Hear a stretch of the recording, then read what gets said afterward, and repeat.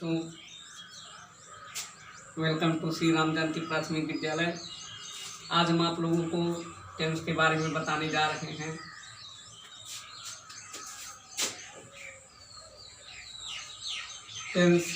Tense को हिंदी में काल कहते हैं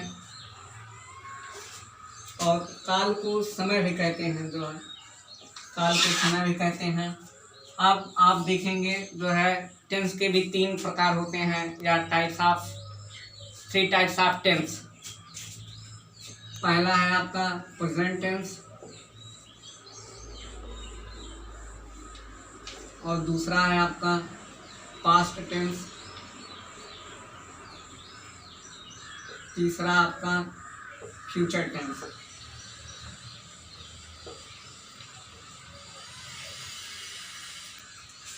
प्रेजेंट टेंस को हम हिंदी में कहते हैं वर्तमान काल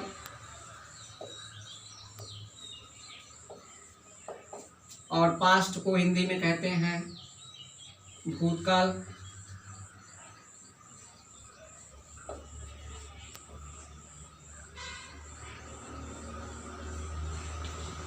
और फ्यूचर टेंस को हिंदी में कहते हैं भविष्यकाल।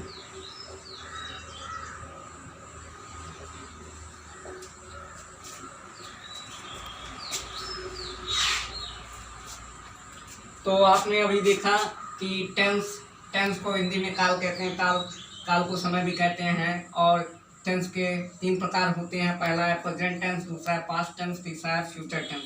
तो आज हम आप लोगों को प्रेजेंट टेंस के बारे में इसके पहले मतलब टेंस को प्रेजेंट टेंस के आगे बढ़ने से पहले हम आपको ये भी बता दें कि इन तीनों के चार भेद होते हैं या 4 types of present tense, 4 types of past tense, 4 types of future tense. तो सबसे पहले हम पढ़ेंगे present tense. Present tense means वर्तमान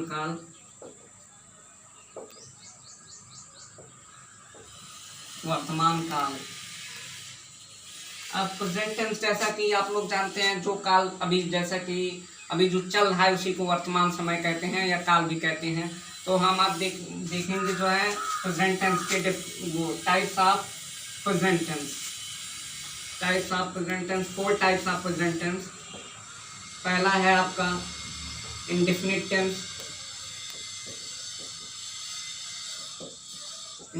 टेंस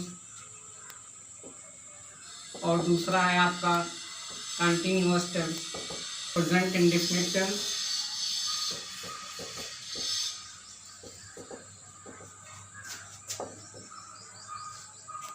और दूसरा है आपका present continuous tense.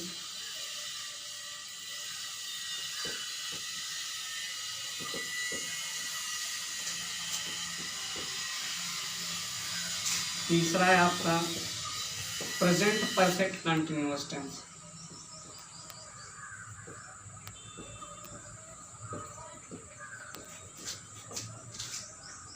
Present perfect tense. चौथा है present perfect continuous tense.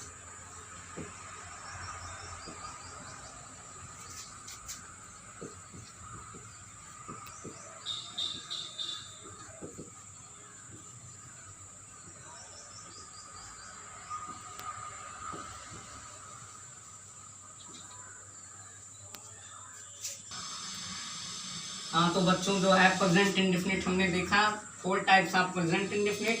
First है आपका प्रेजेंट इंडेफिनिट टेंस और सेकंड है आपका प्रेजेंट कंटिन्यूअस टेंस और थर्ड है आपका प्रेजेंट परफेक्ट टेंस और फोर्थ है आपका प्रेजेंट परफेक्ट कंटिन्यूअस टेंस। तो सबसे पहले हम पढ़ेंगे प्रेजेंट इंडेफिनिट टेंस। सबसे पहला आपका जो हो जाएगा प्रेजेंट इंडेफिनिट टेंस।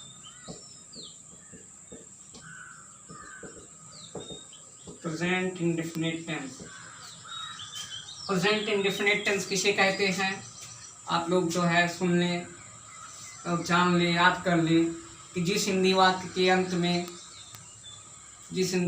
अंत में ता है, ती है, ते हैं, ताहू आदि शब्द आए उसे हम प्रेजेंट इंडेफिनिट टेंस कहते हैं। जैसे कि एग्जाम्पल में आप देख लीजिए। एक बार फिर से सुन लें प्रेजेंट इंडेफिनिट का डेफिनेशन। जिस हिंदी वाक्य के अंत में ता है, ती है, ते हैं, ता हूँ आदि शब्द आए उसे हम प्रेजेंट इंडेफिनिट टेंस कहते हैं। जैसा कि आप लोग एग्जाम्पल में देख लें,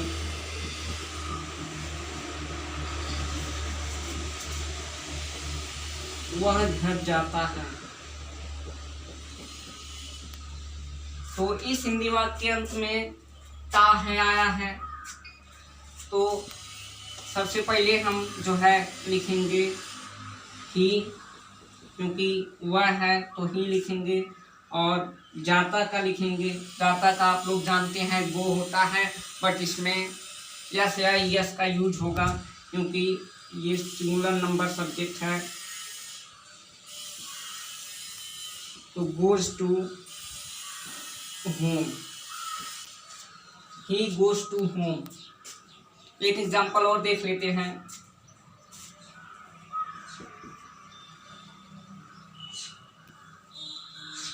शी सिंग्स ए सॉन्ग, वह गाना गाती है।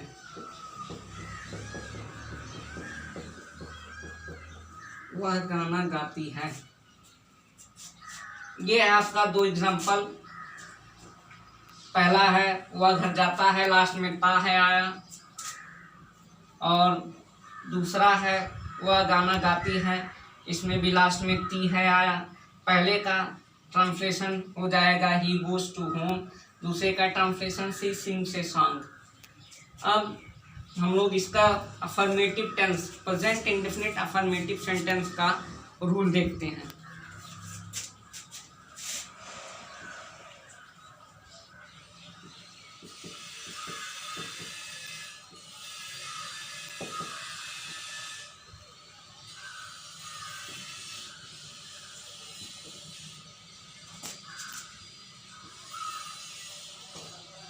इसका रूल है प्रेजेंट इंडेफिनिट का अफर्मेटिव सेंटेंस का रूल, सब्जेक्ट प्लस वर्ब में फर्स्ट फॉर्म प्लस यस या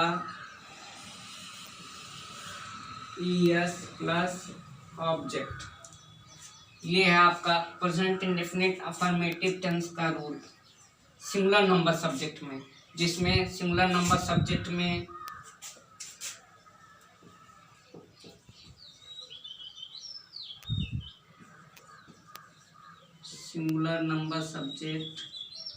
सिंगुलर सब्जेक्ट आपका ही सी इट, और कोई सिंगुलर नेम जैसे राज, श्याम, घनश्याम, राम ही ले लीजिए। रुक जाए। आपने देखा कि ही सी तथा सिंगुलर नंबर सब्जेक्ट में से नेम राम, श्याम, घनश्याम कोई भी आए तो उसमें यस या यस का यूज करते हैं। और अब आपको जो है अफर्मेटिव सेंटेंस का जो है प्लूरल नंबर सब्जेक्ट इसमें बताते हैं।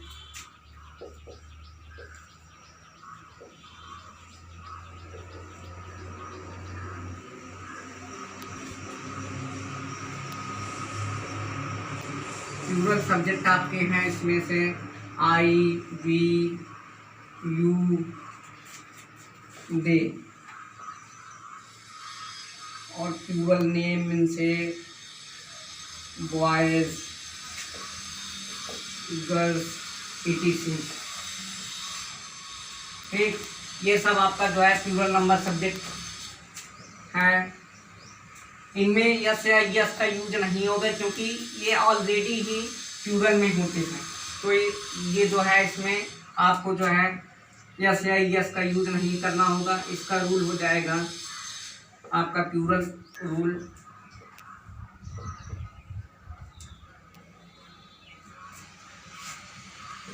सब्जेक्ट प्लस वर्ब में फर्स्ट फॉर्म प्लस ऑब्जेक्ट। ये आपका प्लूरल नंबर सब्जेक्ट का रूल हो गया जो है सब्जेक्ट प्लस वर्ब में फर्स्ट फॉर्म प्लस ऑब्जेक्ट। जैसे एग्जांपल इसका देख लीजिए, मैं क्रिकेट खेलता हूँ, मैं क्रिकेट खेलता हूँ। तो इसमें आप लोग देख ही रहे हैं लास्ट में ता हूँ आया है, तो दैट इज योर कि ये प्रेजेंट इंडेफिनिट टेंस है। आपको देखना ये है कि इसमें जो है आई और we you they plural number subject boys या गर्ल्स आए हैं कि नहीं। तो इसमें आया है, तो मैं का हो जाएगा आई, फिर उसके बाद वर्ब आपका क्या है, खेलना क्या है, प्ले। प्ले इसमें यस या यस का यूज इसलिए नहीं हो क्योंकि ये ऑलरेडी प्लूरल नंबर सब्जेक्ट है, इसलिए इसमें जो है प्ले में यस या यस का यूज नहीं होगा। तो आप कर क्या रहे हैं, क्रिकेट खेल रहे हैं। तो आपका जो है क्रिकेट, आई प्ले क्रिकेट, ये आपका टेंस कंप्लीट हो गया। ट्रांसलेशन मैं क्रिकेट खेलता हूँ, इसका English translation I play cricket. एक और ले लीजिए, बच्चे कमरे में शोर मचाते हैं। तो इसका हो जाएगा children make a noise in the class, in the room हो जाएगा, सॉरी इन दी रूम हो जाएगा। इसमें भी वही प्रोसेस है, इसमें भी ये प्लूरल नंबर सब्जेक्ट है, आप देख ही रहे हैं जो है प्लूरल नंबर सब्जेक्ट में ये भी आता है बच्चे। तो इसमें भी यस या यस का यूज नहीं होगा, तो इसका इंग्लिश ट्रांसलेशन हो जाएगा children make a noise in the room. ये आपका जो है present indefinite affirmative tense singular number subject या प्लूरल नंबर सब्जेक्ट, ये आपका हो गया